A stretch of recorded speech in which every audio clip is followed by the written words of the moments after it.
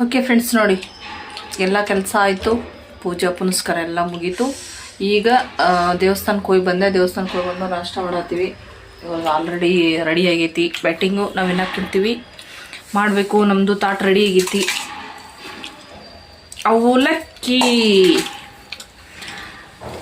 ಅವಲಕ್ಕಿ ಪಾವಲಕ್ಕಿ ನಮ್ಮ ಮುಂದೆ ಹಾಡ ಐತಲ್ಲ, ಬರೋದೇ ಇಲ್ಲ ನನಗೇನು. ಅವಲಕ್ಕಿ ಪಾವಲಕ್ಕಿ ಬಬ್ಬಲಕ್ಕಿ ಇದೇ ಅದು ಹೊಸ ಸಾಂಗು, ನನಗೆ ಎಂದೂ ಗೊತ್ತೇ ಇಲ್ಲ. ತಿನ್ಬೇಕಂತ ಇಷ್ಟಪಟ್ಟು ಅವಲಕ್ಕಿ ಮಾಡೀನಿ, ತಿನ್ನಕ್ಕೆ ಮನಸ್ಸು ಬರಲಾಗೈತಿ. ಒಲ್ಲೆ ಅನ್ಸಾಗತೈತಿ, ಹೊಟ್ಟೆ ಹಸಾಗತೈತಿ. ತಿಂದಿಲ್ಲ ಅಂದರೆ ಆಗುತ್ತಾ ಹೇಳಿ?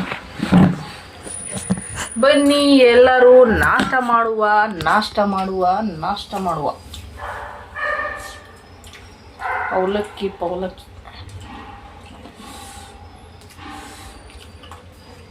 ಮಜ್ಜಿಗೆ ಮೆಣಸಿನ್ಕಾಯಿ ಇದ್ರ ಜೊತೆ ತಿನ್ನಕ್ಕೆ ಏನಾದ್ರು ಇರಬೇಕು. ಮನ್ಸಿಗೆ ಬೇಜಾರಾಗೈತಿ. ಮೈಂಡ್ ಸರಿಯಿಲ್ಲ ಅಂದ್ಕೊಂಡು ಒಂದು ತಾಟ ಅವಲಕ್ಕಿ ತಿಂದ್ಬಿಟ್ಟು ಮತ್ತು ಬಟ್ಟೆ ಹೊಲಿಬೇಕು ಅಂದ್ಕೊಂಡೆ. ಬಟ್ಟೆ ಹೊಲಿಯಾಕ ಮನಸ್ಸಿಲ್ದಕ್ಕೆ ಏನು ಮಾಡಬೇಕು ಅಂತ ಅಂದ್ಕೊಂಡು ಸುಮ್ಮನೆ ಮೊಬೈಲ್ ನೋಡ್ಕೊಂಡು ಕೂತು ಬೇಸರ ಆಯಿತು. ಸರಿ ಬಿಡು, ಒಂದು ಸ್ವಲ್ಪ ಹೊತ್ತು ಮಲ್ಕೊಳ್ಳೋಣ. ಯಾಕೋ ಏನೋ ಒಂಥರ ಮನಸ್ಸಿಗೆ ಸಮಾಧಾನ ಇಲ್ಲ, ಒಂಥರ ಸಂಕಟ ಬೇಡ ಅಂದ್ಕೊಂಡ್ಬಿಟ್ಟು ಸುಮ್ಮನೆ ಇದ್ದೆ. ಬ್ಯಾಂಕಿನವ್ರು ಫೋನ್ ಮಾಡಿಬಿಟ್ರು. ಬ್ಯಾಂಕಿನವರು ಏನೋ ನನ್ನ ಅಕೌಂಟು ಫ್ರೀಜ್ ಆಗಿದೆ ಅಂತೆ. ಫ್ರಿಜ್ಜಾ ಗೊತ್ತಿಲ್ಲ ಫ್ರೆಂಡ್ಸ್, ನಂಗೆ ಅದೆಲ್ಲ ಹೇಳೋಕ್ಕೆ ಬರಲ್ಲ, ನನಗೆ ಗೊತ್ತಿಲ್ಲ ಅಷ್ಟೇ. ಅದೇನೋ ಆಗಿದೆ, ನೀವು ಫೋನ್ಪೇನೂ ವರ್ಕ್ ಆಗಲ್ಲ, ಆಮೇಲೆ ನೀವು ATM-ಅಲ್ಲಿ ದುಡ್ಡು ತೆಗಿಬೇಕಂದ್ರೂ ತೆಗಿಯೋಕ್ಕಾಗಲ್ಲ. ಬಂದ್ಬಿಟ್ಟು ನಿಮ್ಮ ಬ್ಯಾಂಕಿಗೆ ಅವೇನೇನೋ ಕೊಡಬೇಕಂತೆ, ಅದನ್ನೆಲ್ಲ ಆಧಾರ್ ಕಾರ್ಡು ಅದರದ್ದೆಲ್ಲ ಜೆರಾಕ್ಸು ಆಳು ಮೂಳು ಏನೇನೋ ಹೇಳಿದ್ರು. ಅವೆಲ್ಲ ಈಗ ತೊಗೊಂಡೋಗಿ ಅದನ್ನು ಸರಿ ಮಾಡ್ಕೊಂಬರ್ಬೇಕಂತ್ರಿ. ಓಕೆ ಫ್ರೆಂಡ್ಸ್, ವ್ಲಾಗ್ನ ಇವತ್ತಿನ ವ್ಲಾಗ್ ಇಲ್ಲಿಗೆ ಎಂಡ್ ಮಾಡ್ತೀನಿ. ಅದಕ್ಕಿಂತ ಮುಂಚೆ ಏನಪ್ಪ ಅಂತಂದ್ರೆ, ನಾವು ಎಲ್ಲಿಗಾದರೂ ಹೋಗಬೇಕು ಅಂತಂದರೆ ಬೆಳಗ್ಗೆನೇ ಹೋಗಬೇಕಂದ್ರೆ ನೈಟು ಈ ರೀತಿ ಮಾಡಿಟ್ಕೊಂಡ್ರೆ ತುಂಬಾ ಅನುಕೂಲ ಆಗುತ್ತೆ ನಮಗೂ ಕೂಡ. ಹಾಗಾಗಿ ಇದು ಒಂದು ನಿಮ್ಮ ಜೊತೆ ಶೇರ್ ಮಾಡ್ಕೊಳ್ಳೋಣ ಅಂತ. ಏನಪ್ಪ ಅಂತಂದ್ರೆ, ನಾವು ನಾಳೆ ಬೆಳಗ್ಗೆನೇ ಹೋಗಬೇಕು ಅಥವಾ ಬೆಳಗ್ಗೆ ಅಂದರೆ ಸ್ವಲ್ಪ ಲೇಟಾಗಿ ಹೋದರೆ ಪರವಾಗಿಲ್ಲ. ಬೆಳಗಿನ ಜಾವ 4 ಗಂಟೆ 5 ಗಂಟೆ ಎಲ್ಲ ಮನೆ ಬಿಡಬೇಕು, ಹೋಗಬೇಕಂದ್ರೆ ಈ ರೀತಿ ಎಲ್ಲ ನಾವು ಮಾಡಿಟ್ಕೊಂಡ್ರೆ ತುಂಬ ಅನುಕೂಲ ಆಗುತ್ತೆ ಅಂತಲೇ ಹೇಳ್ಬೋದು. ಯಾಕಪ್ಪ ಅಂತಂದ್ರೆ, ಬೆಳಗ್ಗೆ ಹೋಗೋ ಟೈಮಲ್ಲಿ ಈ ಕೆಲಸಗಳೆಲ್ಲ ಮಾಡ್ಕೊಂಡು ಕೂತ್ಕೊಂಡ್ರೆ ಮುಂದಿನ ಕೆಲಸಗಳೆಲ್ಲ ಅಲ್ಲೇ ಸ್ಟಾಪ್ ಆಗಿಬಿಡ್ತಾವೆ. ಹಾಗಾಗಿ ಈ ಕೆಲಸಗಳೆಲ್ಲ ಇವಾಗೇ ಮುಗಿಸ್ಕೊಂಡ್ಬಿಟ್ರೆ ಮುಂದಿನ ಕೆಲಸಗಳೆಲ್ಲ ಭಾಳ ಈಸಿಯಾಗಿ ನಾವು ಮಾಡ್ಕೋಬೋದು. ಹಾಗೆ ಹೋಗೋ ದಾರಿನೂ ನಮಗೆ ಸುಲಭವಾಗಿರ್ತೈತಿ, ಆರಾಮಾಗಿ ಹೋಗ್ಬೋದು. ಈ ಕೆಲಸಗಳೆಲ್ಲ ಇಟ್ಕೊಂಡು ನಾವು ಬೆಳಗ್ಗೆ ಟೆನ್ಷನ್ ಆಗಿಬಿಡ್ತೈತಿ. ಅದು ನೋಡಿದ ತಕ್ಷಣ ಟೆನ್ಷನ್ ಆಗಿಬಿಡ್ತೈತಿಪ್ಪ, ಇದನ್ನೆಲ್ಲ ಮಾಡ್ಕೊಂಡು ನಾನು ಯಾವಾಗ ರೆಡಿ ಆಗೋದು, ಯಾವಾಗ ಹೋಗೋದು, ತುಂಬ ಗಡಿಬಿಡಿ ಅನ್ನಿಸ್ತೈತಿ, ಒಂಥರ ಗೊಂದಲ ಆಗ್ಬಿಡ್ತೈತಿ. ಹಾಗಾಗಿ ಈ ಕೆಲಸಗಳನ್ನು ಈ ಟೈಮಲ್ಲೇ ನಾವು ನಾಳೆ ಹೋಗ್ತೀವಿ ಅಂದರೆ ಇವತ್ತಿನ ದಿವಸನೇ ಎಲ್ಲ ಮುಗಿಸ್ಕೊಂಬಿಟ್ರೆ ಆರಾಮಾಗಿರ್ತೈತಿ. ನಾನಂತರೂ ಹಾಗೆ ಮಾಡೋದು ಯಾವಾಗ್ಲೂ. ಇದೊಂದು ವಿಚಾರ ನಿಮ್ಮ ಜೊತೆ ಶೇರ್ ಮಾಡೋದು ನಿಮಗೂ ಕೂಡ ಅನುಕೂಲ ಆಗುತ್ತೆ ಅಂತ. ಏನಪ್ಪ ಅಂತಂದ್ರೆ, ನಾನು ನಾಳೆ ಊರಿಗೆ ಹೋಗ್ತೀನಿ ಅಂದ್ರೆ ಇವತ್ತಿನ ದಿವಸನೇ ರೊಟ್ಟಿ ಎಲ್ಲ ಮಾಡಿ ಇಟ್ಬಿಡ್ತೀನಿ. ರೊಟ್ಟಿ ಮಾಡಿಟ್ಟು ಅವ್ರಿಗೆ ಏನು ಬೇಕು ಸ್ವಲ್ಪ ಚಟ್ನಿ ಪುಡಿ ಅದೆಲ್ಲ ರೆಡಿ ಮಾಡಿಟ್ರೆ ನಾವು ಊರಿಗೆ ಹೋದಾಗ ಇಲ್ಲಿರೋರಿಗೆ ಅನುಕೂಲ ಆಕೈತಿ. ಇವಾಗ ಸಾಂಬಾರು ಪಲ್ಯ ಅವ್ರಿಗೇನು ಮಾಡ್ಕೊಳ್ಳೋಕ್ಕಾಗಿಲ್ಲ ಅಂದ್ರೆ ಒಂದು ಮೊಸರು ತೊಗೊಂಬಂದು ಈ ಶೇಂಗಾದ ಹಿಂಡಿ ಎಲ್ಲ ಕೊಟ್ಟಿರ್ತೀವಿ. ಶೇಂಗಾದ ಹಿಂಡಿ ಅಂದ್ರೆ ಕಡಲೆ ಬೀಜದ ಚಟ್ನಿ ಪುಡಿ ಅದೆಲ್ಲ ಮಾಡಿಟ್ಟಿರ್ತೀವಿ. ರೊಟ್ಟಿ ಇರ್ತೈತಿ, ರೊಟ್ಟಿ ಮೊಸರು ಹಾಕ್ಕೊಂಡು ಊಟ ಮಾಡ್ತಾರೆ. ಬೇಕಂದ್ರೆ ಸ್ವಲ್ಪ ರೈಸ್ ಮಾಡ್ಕೋತಾರೆ.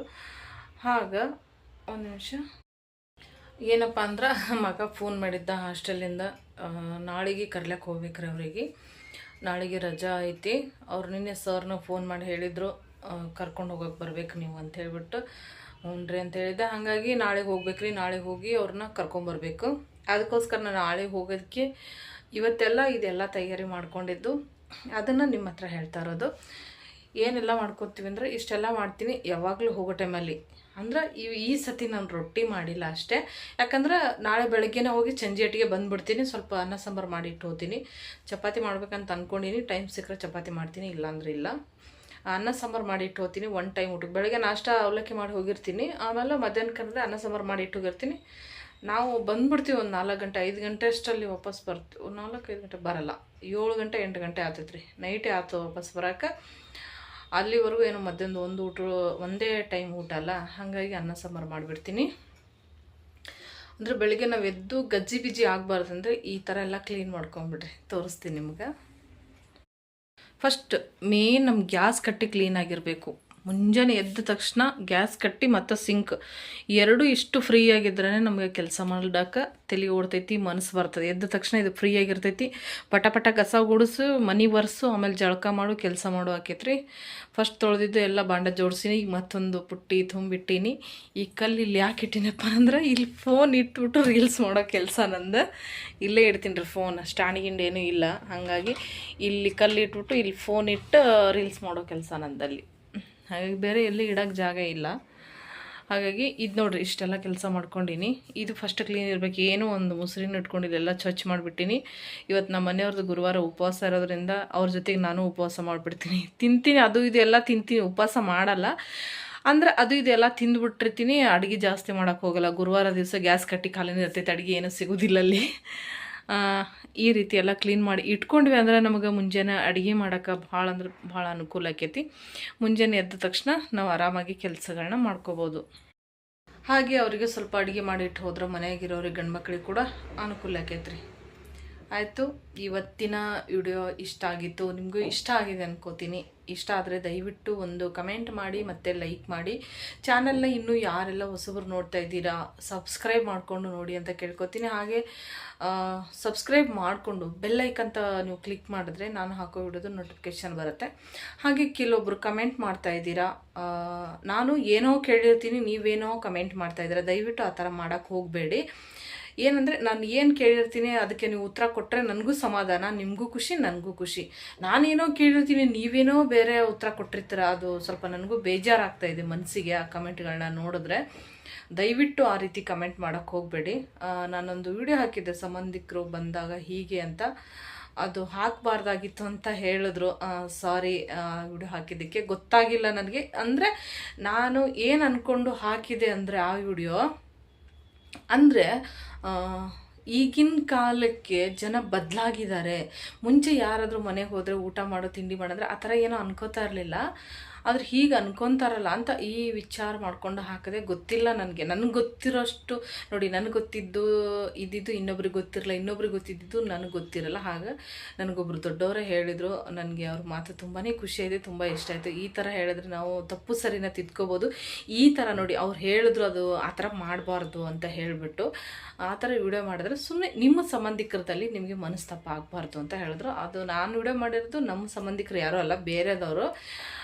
ಆದ್ರೂ ಬೇಡ, ಬಿರುಕು ಬಿಡಬಾರ್ದು ಯಾವುದೇ ಸಂಬಂಧದಲ್ಲಿ ಅಂತ ಹೇಳಿದ್ರು. ಆ ಥರ ಕಮೆಂಟ್ ಮಾಡಿ ಆಯಿತಾ. ಅದು ನಮಗೂ ಖುಷಿ, ನಿಮಗೂ ಖುಷಿ, ನನಗೂ ಒಂದು ತಿಳ್ಕೊಳ್ಳೋಕ್ಕೆ ಅರ್ಥ ಇರುತ್ತೆ. ಇನ್ನೂ 4 ಜನ ಬಂದು ಆ ಕಮೆಂಟ್ ಓದಿದಾಗ ಅವರಿಗೂ ಕೂಡ ಅದು ಅರ್ಥ ಆಗುತ್ತೆ. ಅವರು ಕೂಡ ತಿಳ್ಕೊಬೋದು, ಹೌದು ಈ ರೀತಿ ಒಳ್ಳೆಯದು, ಈ ರೀತಿ ಕೆಟ್ಟದ್ದು ಅಂತ ಅರ್ಥ ಮಾಡ್ಕೋಬೋದು. ಅದನ್ನು ಬಿಟ್ಟು ಏನೋ ವಿಚಿತ್ರವಾಗಿ ಅದೇನೋ ಹೇಳ್ತಾರಲ್ಲ, ಒಂಥರ ಅರ್ಥನೇ ಇಲ್ಲದ ಕಮೆಂಟ್ ಹಾಕ್ಬಿಡ್ತೀರಾ ನೋಡಿ. ಅದು ಏನಂತ ನನಗಂತೂ ಅರ್ಥ ಆಗಿಲ್ಲ. ನಿಜಕ್ಕೂ ಹೇಳ್ತೀನಿ, ಈ ಥರ ಕಮೆಂಟ್ನ ದಯವಿಟ್ಟು ಹಾಕಕ್ಕೆ ಹೋಗಬೇಡಿ. ಕಮೆಂಟ್ ಹಾಕಕ್ಕೆ ಗೊತ್ತಾಗಿಲ್ಲ ಅಂದರೆ ಹಾಕ್ಲೇಬೇಡಿ. ನಾನು ನಿಜ ಹೇಳ್ತಾ ಇದ್ದೀನಿ, ಕಮೆಂಟ್ ಹಾಕಕ್ಕೆ ಗೊತ್ತಾಗಿಲ್ಲ ಅಂದರೆ ಹಾಕ್ಬಿಡಿ. ವಿಡಿಯೋ ಅರ್ಥ ಆಗಿಲ್ಲ ಅಂದರೆ ಬಿಟ್ಬಿಡಿ, ಕಮೆಂಟ್ ಹಾಕ್ಬಿಡಿ ಆಯಿತಾ.